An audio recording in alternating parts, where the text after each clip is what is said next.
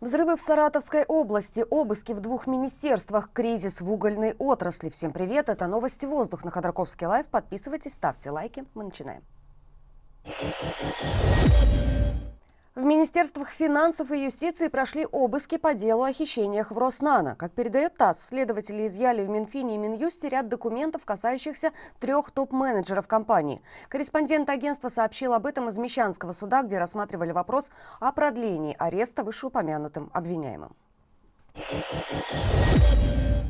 Владимир Путин встретился с экипажем атомного подводного крейсера «Архангельск». В ходе общения с подводниками он поднимал в том числе вопросы, если не вселенского, как минимум международного масштаба. Например, предложил ввести в Украине временное управление под эгидой ООН, как будто это не суверенная страна, а очередная приглянувшаяся ему иностранная компания. Для того, чтобы провести демократические выборы, для того, чтобы привести к власти дееспособное и пользующееся доверием народа правительство, и потом уже с ними начинать мирный договор, начинать переговоры о мирном договоре, подписывать легитимные документы, которые будут признаны во всем мире и будут надежными и стабильными.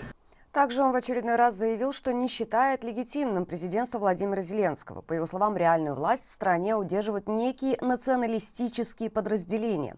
На предложение о внешнем управлении в Украине уже отреагировал Белый дом. Агентству Рейтер там заявили, что государственное управление в Украине определяется ее конституцией и народом страны. Очевидно, Путина в этом списке нет. Заодно на встрече с подводниками российский президент заявил, что войска страны вот-вот, цитата, добьют украинских военных. Что касается ситуации на линии боевого соприкосновения, еще раз хочу это сказать, подчеркнуть, на всей линии фронта стратегическая инициатива полностью находится в руках российских вооруженных сил. Вот Луганская Народная Республика освобождена на 99% ее территории. Донецкая, Херсонская, Запорожская свыше 70%. Конечно, досталось и так называемым западным партнерам. Они, по словам Путина, вводят Россию за нос, так что Кремль больше не намерен им доверять. Настоящими соратниками Путин считает страны БРИКС и Северную Корею. Ну и Трампа, в сторону которого он тоже сделал своеобразный Книксон. Процитирую. «На мой взгляд, вновь избранный президент совершенно искренне хочет завершения этого конфликта по целому ряду соображений». Конец цитаты. Не преминул, конечно, Путин в очередной раз снять с себя ответственность за нападение на Украину.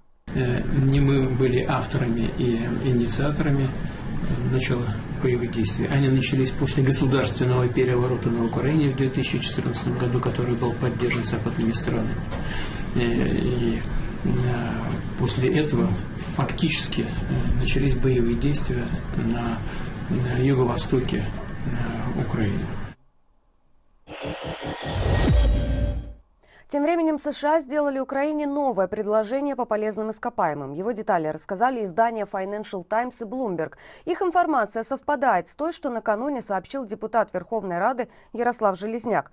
На этот раз Трамп замахнулся на все природные ресурсы Украины, включая нефть и газ. В частности, Украина будет должна отчислять в специальный инвестиционный фонд 50% доходов от всех новых проектов в области природных ресурсов и инфраструктуры. США будут иметь право на всю прибыль плюс 4% годовых до тех пор, пока американские инвестиции не окупятся. Также Вашингтон требует права первым покупать украинские полезные ископаемые и накладывать вето на продажу ресурсов другим странам. Министр финансов США Скотт Бессон 26 марта уверял, что Киев подпишет этот документ буквально на днях, однако украинские чиновники в этом, мягко говоря, не уверены. Один из них в разговоре с журналистами назвал американское предложение грабежом. В ночь на 28 марта над Воронежской областью работало ПВО. Местные жители слышали около 5 взрывов и видели яркие вспышки в небе. Телеграм-каналы «Шот» и «Мэш» утверждают, что беспилотники летели в сторону электромеханического завода. Минобороны заявила, что над Воронежской областью уничтожили 30 дронов. Кроме того, беспилотники ВСУ в очередной раз атаковали Саратовскую область. Судя по всему, одной из целей вновь была военная авиабаза «Энгельс». Телеграм-каналы сообщают, что местные жители слышали минимум 20 взрывов. ВСУ уже не единожды атаковали аэродром, последний раз 20 марта. В городе звучала сирена воздушной тревоги.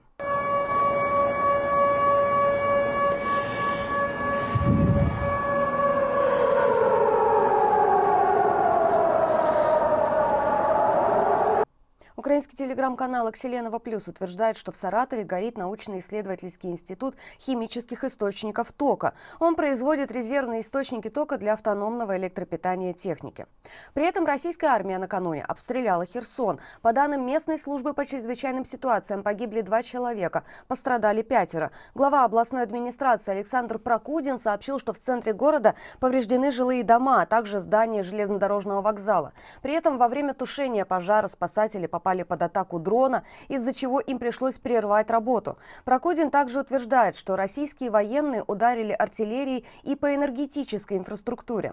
Владимир Зеленский назвал это нарушением договоренностей, достигнутых на переговорах в Эр-Рияде. Он призвал США отреагировать на это. Взрыв произошел в многоквартирном доме в Челябинской области. Это случилось в поселке Красногорский. В подъездах и квартирах выбило окна, разрушено несколько межквартирных стен. Погибла женщина, ей было 82 года. Пострадали 3 человека, 2 пенсионеров получили ссадины и переломы, а 44-летний мужчина, в квартире которого и случился взрыв, попал в ожоговый центр. Он в тяжелом состоянии. Известно, что эту квартиру мужчина арендовал. Что именно взорвалось, пока не сообщается. Губернатор области Алексей Текслер, комментируя происшествие, сообщил, что одна из версий случившегося – попытка суицида. Тем временем в Махачкале прошло первое задержание по делу о другом взрыве газа. Это ЧП произошло во вторник, 25 марта. Силовики задержали мастера ремонтной службы газового хозяйства. Его подозревают в бездействии, из-за которого случился взрыв. Напомню, сам дом, как тогда выяснилось, вообще был построен незаконно. Кризис в угольной отрасли нарастает. Половина компаний в этой сфере в России приносит только убытки. 27 предприятий находятся в предбанкротном состоянии. Как пишут «Ведомости», со ссылкой на Минэнерго, на грани банкротства компании, которые добывают 9% всего угля в России. Самая сложная ситуация в регионах, где добывают больше всего топлива. В Кузбассе за год число убыточных компаний выросло почти на четверть, до 57%. В Хакасии половина от всех предприятий. Доходы угольных компаний в Кузбассе за год снизились втрое, в Хакасии в 12 раз. Это уже привело к остановке более чем 10 предприятий. Адам Кадыров продолжает получать награды. Накануне ему торжественно вручили медаль Росгвардии за боевое отличие. В каком это бою он побывал, не уточняется. Сын Рамзана Кадырова числится его же помощником, а также главой отдела безопасности Кадырова и куратором университета спецназа имени Путина. Последний раз он получал государственную награду всего 2 недели назад. Это был нагрудный знак от ОМОНа. До этого Адам получил звание Героя Чечни. Несколько песен Noise MC удалили из Яндекс.Музыки. Это треки «Криокамеры», «Страна дождей» и кооператив «Лебединое озеро». Отмечается, что их сделали недоступными для прослушивания на российском сервисе по требованию Роскомнадзора. Также треки заблокировали на других сервисах ВК-музыка и МТС-музыка. Напомню, что Noise MC в России признан иностранным агентом. Это были все новости к данному часу. Оставайтесь на нашем канале, смотрите другие видео, подписывайтесь, ставьте лайки и подписывайтесь на наш телеграм-канал. Мы дублируем там весь наш контент, в том числе в аудиоформате. И главное, берегите себя.